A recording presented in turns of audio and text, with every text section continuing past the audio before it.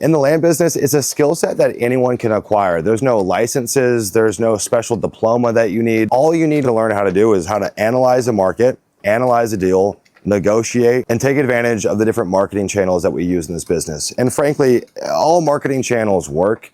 I find that the best marketing channels are either direct mail, cold calling, cold texting, ringless voicemails if you have a huge risk appetite, or PPC. All of those marketing channels work. You just need to pick one and stick with it. The next reason that I love the land business is that the margins are super strong. You see, you might find people in the house flipping industry that are also doing deals that, in quotes, have a gross profit of $30 or $40 or $50,000 on a deal. And what that means is they bought it for $200,000, they sold it for $250,000.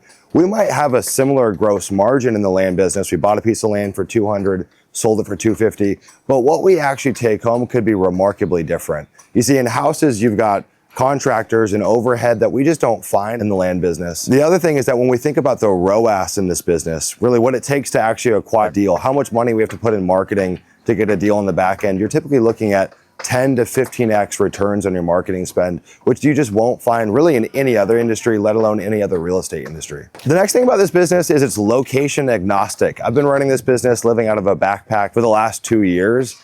Last year I settled down in Bali, so I've had a little more stability in my life. But with the advent of online notaries, you can close deals no matter where you are in the world. As long as you have cell reception, you have a valid government ID, you can sign on to a notary.com website, and you're working in states that allow online notarizations, you can really do deals from anywhere. Now, for example, when I was 19 years old, my first real business was flipping textbooks. And I started this right when I left home to move to San Luis Obispo, California.